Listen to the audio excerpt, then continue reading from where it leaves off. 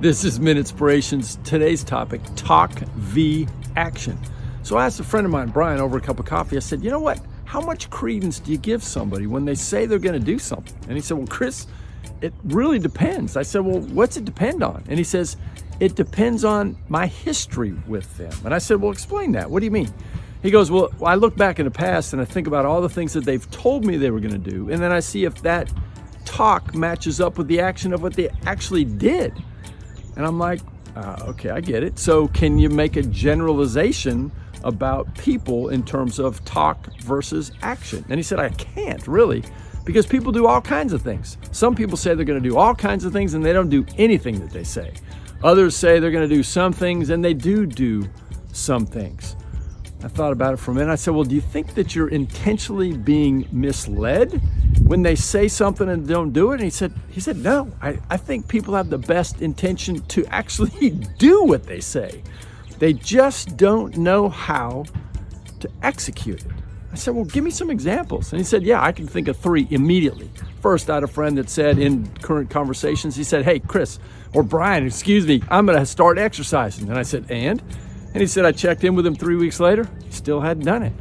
Another friend of mine said he was having some problems and he was going to go to church, and he didn't. Sundays later, he still hadn't been. And yet another friend said that she actually filled out a weight loss clinic questionnaire and sent her information in, and then didn't pick up the phone when they were following up with her to help. So there you go. And I kind of laughed. I said, yeah, I've got had an old baseball coach that said, talk is cheap. And Brian laughed and he said, talk is cheap. It's that fluffy stuff that really doesn't do anything. Action is the stuff that really lays down and makes it happen. And I said, okay, so through all this, what are you doing? And he said, it's easy to be a critic and to kind of talk about how there's such a gap between talk and action. He says, what I'm doing these days, I'm being a coach.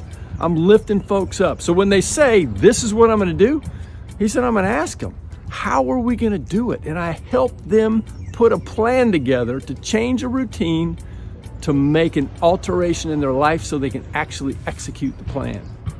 That's pretty cool.